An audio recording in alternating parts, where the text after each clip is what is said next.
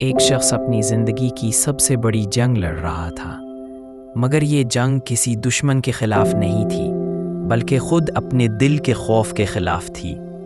یہ کہانی ہے اس کے سفر کی جہاں ہر قدم نے اسے بدل کر رکھ دیا۔ شہر کی ایک خاموش گلی میں احمد نام کا ایک نوجوان رہتا تھا۔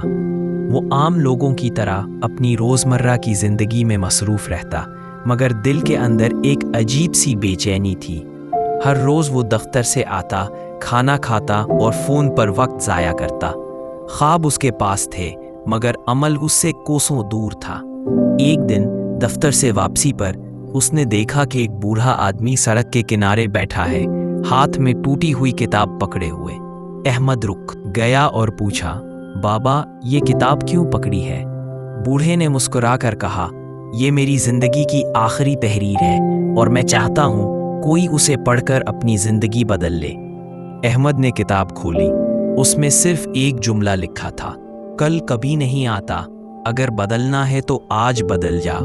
یہ الفاظ احمد کے دل پر بجلی کی طرح گرے۔ اسے احساس ہوا کہ وہ برسوں سے کل کے انتظار میں آج کو برباد کر رہا تھا۔ وہ گھر پہنچا تو پہلی بار اس نے اپنے کمرے کی دیواروں کو غور سے دیکھا۔ ہر چیز بے ترتیب تھی، جیسے اس کی زندگی۔ اس نے فیصلہ کیا کہ آج سے، ابھی سے وہ اپنی زندگی کو بدلنا شروع کرے گا۔ اگلے دن احمد نے صبح جلدی اٹھ کر ورزش کی، اپنی پرانی کتابیں نکالی اور نئی مہارت سیکھنے کا عزم کیا۔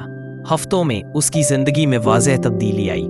وہ زیادہ خوش، زیادہ متحرک اور مقصد کے قریب تھا۔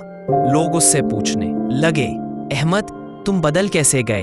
وہ ہنس کر کہتا، میں نے کل کا انتظار چھوڑ دیا۔ کچھ مہینوں بعد احمد نے اپنی کہانی دوسروں کو سنانی شروع کی تاکہ وہ بھی آج کا فائدہ اٹھائیں۔ اس نے جانا کہ زندگی وہی جیتتا ہے جو لمحے کو قیمتی سمجھتا ہے۔ بوڑھا آدمی دوبارہ احمد کو کبھی نہ ملا، مگر اس کا ایک جملہ ہمیشہ زندہ رہا، یاد رکھو کل ایک دھوکہ ہے اور آج ہی وہ پل ہے جس پر تم اپنی قسمت لکھ سکتے ہو۔ دوستو، اگر اس کہانی نے آپ کو سوچنے پر مجبور کیا تو ابھی سبسکرائب کریں، لائک کریں اور بیل آئیکن دبائیں تاکہ ہم آپ کے لیے مزید ایسی متاثر کن کہانیاں لا سکیں۔